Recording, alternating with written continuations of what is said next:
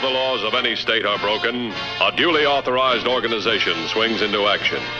It may be called the state police, state troopers, militia, the rangers, or the highway patrol.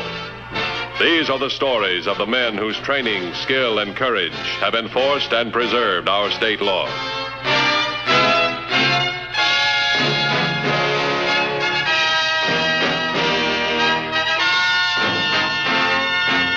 This.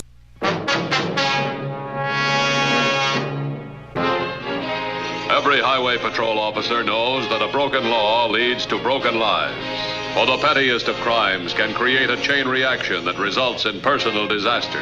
In this case, the lawbreaker was Chuck Jackson, gas station attendant, a petty thief. But the repercussions of his crime turned a small-scale robbery into a major tragedy.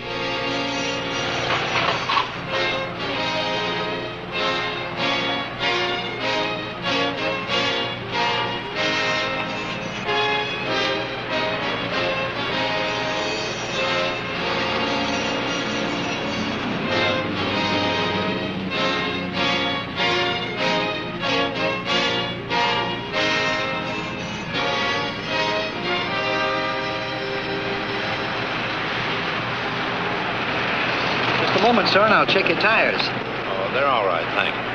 May I have your keys, sir? What? Well, to open up the trunk. I'll check your spare tire. It's okay. I bet you haven't checked it in months, sir. Hey, you okay? You look kind of gray, mister. Oh, I'll be all right if I can just take one of these pills. Hey, Johnny! John! Hey, John, you want to take this man in the office? He don't look so good. If I can just have some water, please, like this way.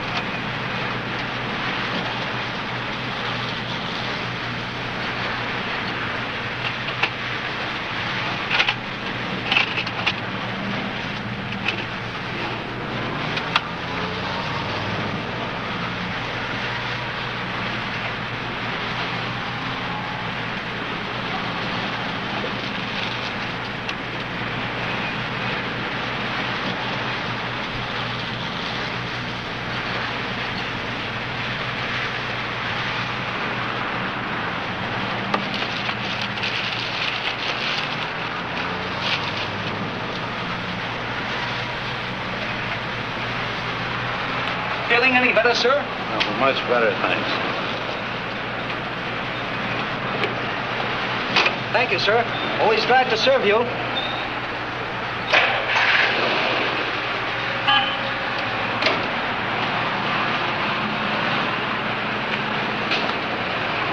Hey, John? What was the matter with that man? Hard, I guess. It's tough.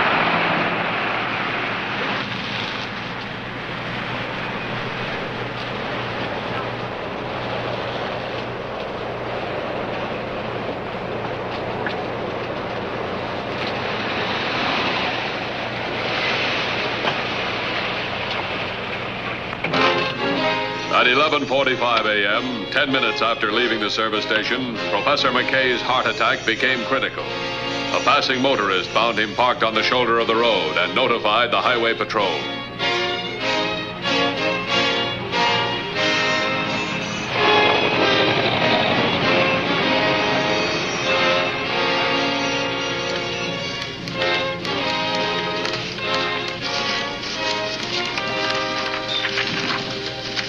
Who's covering this one? 3230. Let me see, that's Johnson. Yeah, he just called in. What happened? Well, evidently the driver had a heart attack. Oh, how is he? He's in bad shape. The ambulance just left with him. Tow car's on its way. Okay. Right.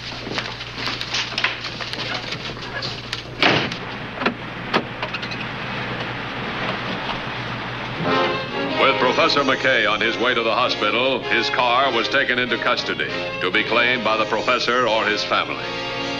The officer filled out the standard impound list, noting all articles that were in the car at the time of the incident.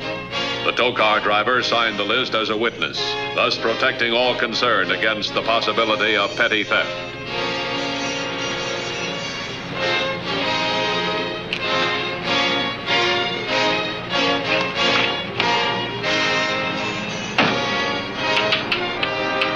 Hey, boss. Yeah? You all right if I go to lunch? Okay.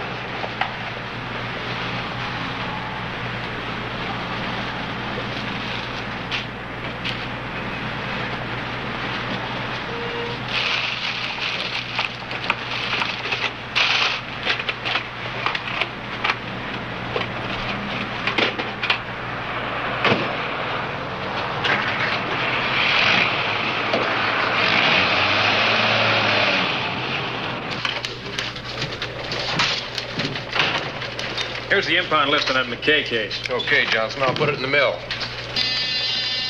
Yes? When Johnson comes in, tell him I want to see him. Well, he's here now. All right, send him in. Right. Okay, I heard it.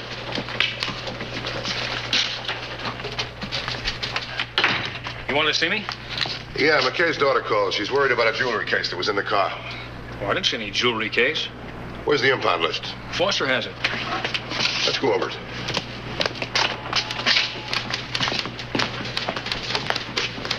I won't find anything there either. Say, what's this all about? Professor McKay. He appraises rare stones. His daughter said there were some stones in the car. They're worth a lot of money. Well, if they're not on the list, they weren't in the car. Who's the guy to check this with you? The tow truck driver. Well, we better get down there. Where? To the hospital. This is not going to help the professor's heart condition any. You get the car. I'll meet you out front.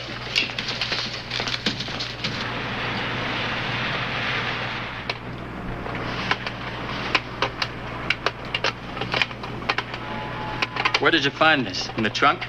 The glove compartment. I had the keys. The guy was gone, so I helped myself. Hey, this guy looks like he's a safe cracker or something. State Lapidary Society. State what? What's this lapidary? This. They look real. They are real. This presents a problem, Chuck. You just promoted this to the big time. Oh, what's the problem about that? Use your head. Well, I am. These'll bring a few grand if they're real. They're real, all right. How can we get rid of them? Oh, well, that's your business, Mr. Davis. I did my job. First of all, we have to find an appraiser for these and find out how much they're worth. Well, that shouldn't be hard. We've got to find the right appraiser. Someone who is willing to work with us. We can't waste time. Stones like these generate a lot of heat. The kind of heat that attracts the police.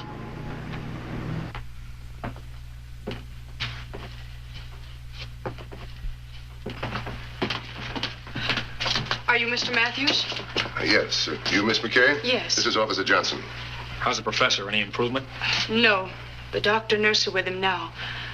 Did you bring the jewelry case, Mr. Matthews? It wasn't in the car. Of course it was in the car. It wasn't there.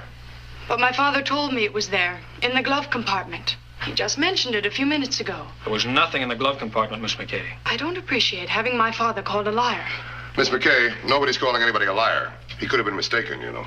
His heart was damaged, Mr. Matthews, not his brain. You're sure the case was in the car? Daddy had been called to Capital City by the Lapidary Society to appraise some rough-cut gems. He had the gems with him in his tool case. He was on his way home, and they were in the car when he had the attack. Miss McKay, here's the impound list I made out. It's been witnessed. I don't care about lists. But this one's important. So are those gems. They're worth a fortune, and my father is responsible for them. We'll find them, but I'd like to know a lot more. Well, for goodness sakes, how much more must you know? They were in the car when he left the society. You're sure of that? Check with the office. They'll have the receipts Daddy signed when he took the gems. Call them up. All right, I will, but I'd like to talk to your father first. They won't even let me in there with him. Well, he could have stopped someplace along the line, and somebody could have gotten into the car. That's ridiculous. Yeah, why? My father isn't a fool. He wouldn't drive around with the glove compartment unlocked. Oh, it was locked, all right. Hadn't been tampered with. How did you open it? Well, with his car keys. That's standard procedure. But the gems are gone. Well, the professor will probably give us an explanation. Right now, the professor is in no condition to explain anything, Mr. Matthews. And those gems are gone. They didn't just disappear by themselves. Yeah, that's right. There could be a misunderstanding. Or they were stolen. It's a possibility. And only one man had access to the glove compartment. Well, you think I took them?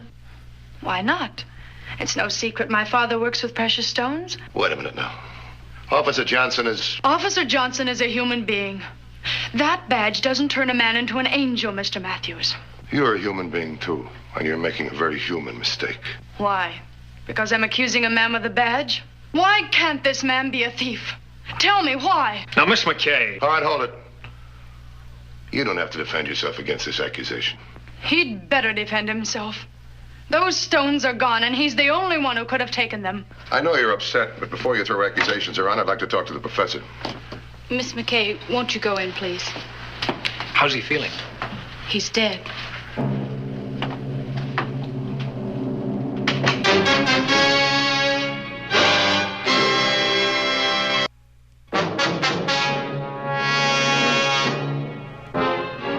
The next morning, a telephone call to the Lapidary Society in Capital City verified the fact that Professor McKay had taken the gems with him. Witnesses confirmed the fact that they were in his metal case, and he had put the case in the glove compartment of his car. All right, come over here.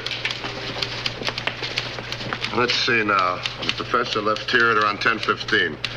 He was here at 11:45 and had a heart attack. That's roughly around 80 miles. But someplace between here and there, they took that case out of the glove compartment. I'm pretty fast. Mr. Matthews? Yeah? Can I see a minute? Sure, come on in. Okay, what's in your mind? Wait a minute, what are you doing? I hear Ellen McKay filed charges against me. All right, so what? I can't stay in uniform while I'm under suspicion. Who said you're under suspicion?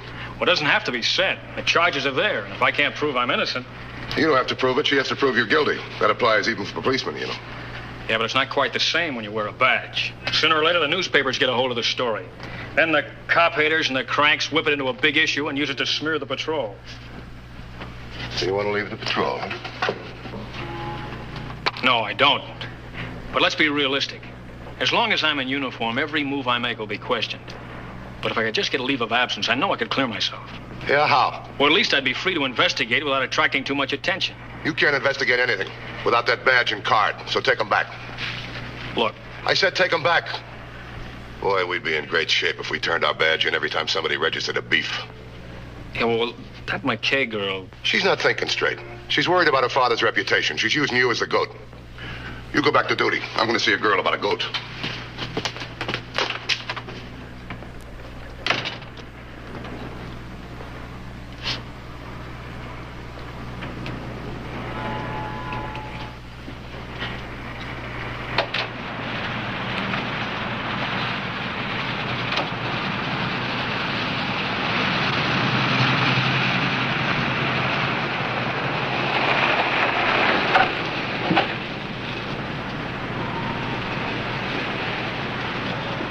Hi, remember me, Mr. Matthews?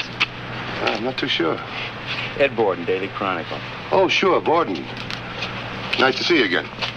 Hey, Mr. Matthews, why is it a cop will meet a public enemy face to face, but when he sees a reporter, he runs? All I want's a statement from you. About what? The missing gems and the charges against Officer Webb. Borden, you know too much already. That's my job. Look, I don't want to print this story without hearing your side of it. Well, why bother to print it at all? When a well-known citizen, especially a beautiful female citizen, points a finger at a cop, that tells newspapers. Yeah, at the cost of a good officer's reputation. Look, the cranks are going to jump on us and tear the patrol to pieces. Borden, you don't have to print this. Not yet, anyway. When will you have something? I don't know. The evening edition? That'll give you most of the afternoon. I can't promise. I can't sit on it longer than that. If I don't print it, somebody else will. All right, the evening edition. Good luck. Thanks.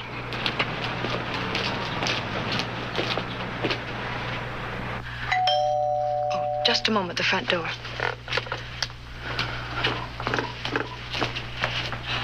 Hello, Mr. Matthews. I'll be with you in a minute. May I call you back, dear? Yes, Bye-bye. What can I do for you, Mr. Matthews? Well, I'd like to ask you some questions, if you don't mind. Would it matter if I did mind? To tell you the truth, it would. What would you like to know? I'd like permission to check your father's car. We might be able to find something. It's in the driveway. Anything else? Yeah, your father drove back from Capital City quite often. Did he have any favorite places to stop, like a restaurant or something like that? Not that I know of. Excuse me. Sure. Hello? Yes. Yes, this is his daughter. No, I don't know a thing about the missing gems. Newspaper men. Well, does that include Ed Borden? I can just talk to him outside. He's a friend of the family's. He asked questions, I gave answers. You don't know the answers. I'm not a child. All right, now look, the stones. You don't know if they're missing or stolen or what. You're doing everything you possibly can to smear an officer's reputation. And what about my father's reputation? Certainly he's much more important than that. Now, wait a minute, please, don't say it. Because Officer Johnson's daughter might not like it. His daughter? Yeah, she's 10 years old. She doesn't judge reputation by social standing. I'm sorry. I didn't realize what I was saying. You haven't realized a lot of things. It's just that all of a sudden I'm so alone.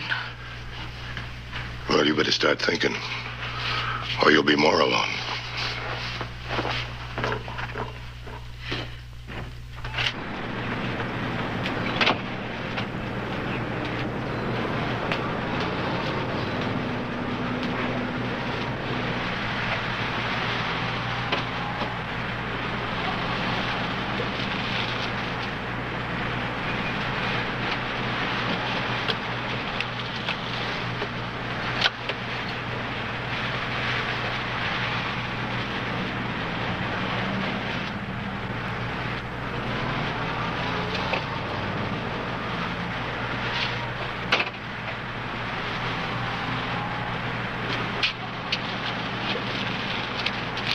$21.50 to headquarters.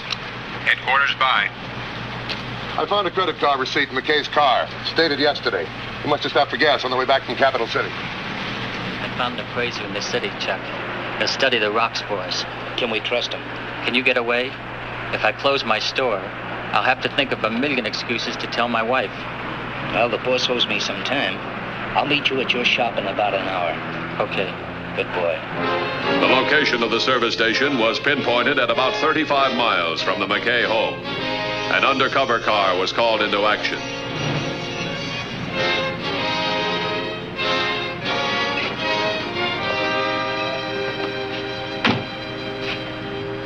Here's the address of that gas station. It's on 5th Street. Yeah, it's a long shot, but we'll give it a try. I'll take this car. You follow without a safe distance. If we happen to be right in this case, I don't want to scare him off.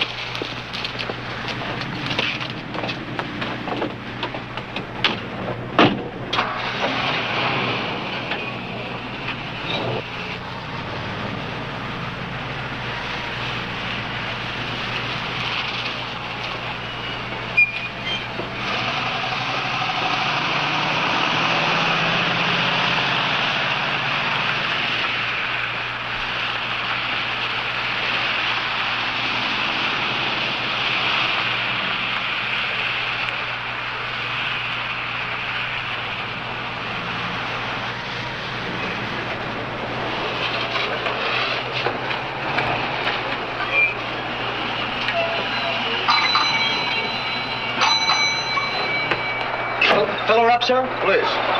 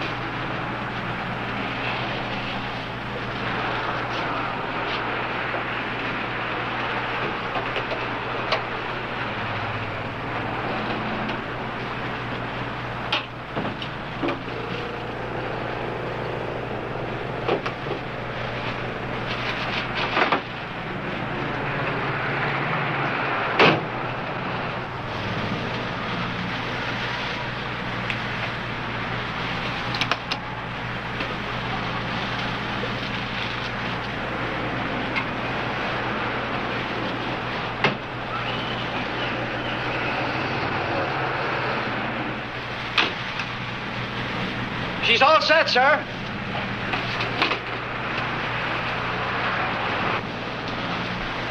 That'll be $3, sir. Oh. Here you are. Hey, by the way, what's your name? My name? What for, sir? I want to know who to ask for next time I come in. Oh, just ask for Chuck. Chuck Jackson. Thanks, Chuck. I'll remember.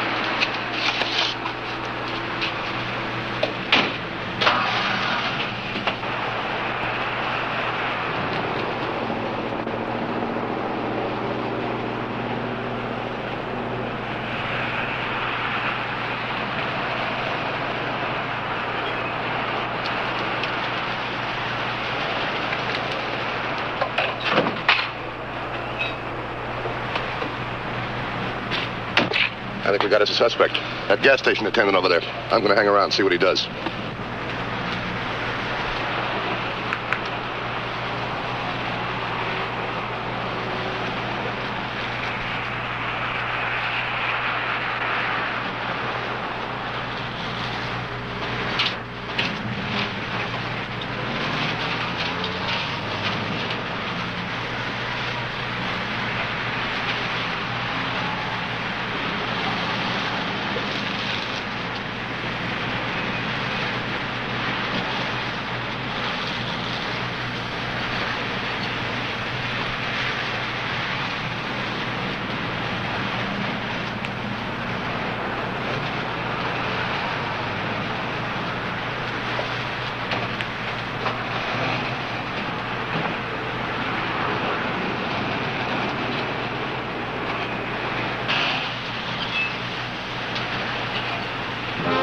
"25 minutes after the stakeout was established, Chuck Jackson's car was seen leaving the service station.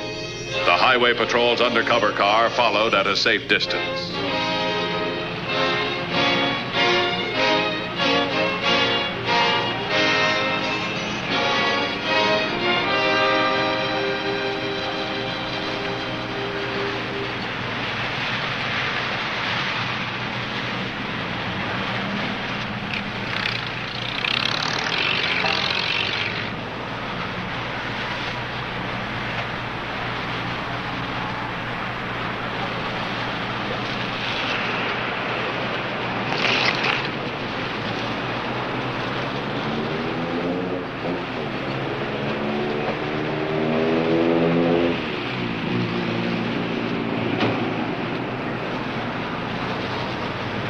What's the matter? Don't you trust me?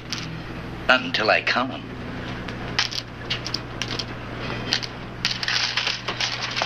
Okay. All right, hold it. Get your hands on top of your heads. What is this, a holdup? No, it's Highway Patrol. Move. I said move. Oh.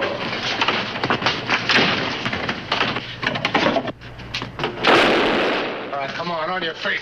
I had a right to shoot. I thought you were the holdup man, the thief. Oh, you made a mistake. You're the thief. You've got no evidence, no witnesses. Your story won't hold up. Yeah, it'll hold up. I got a reporter waiting for it. All right, come on, move.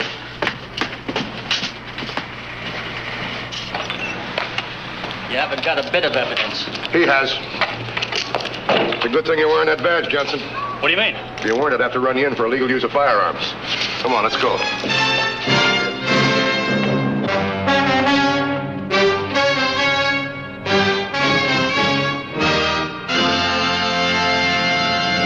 Next week's Highway Patrol story is a very unusual one. I hope you'll be with us. Until then, remember, it isn't the car that kills, it's the driver. This is Broderick Crawford saying, see you next week.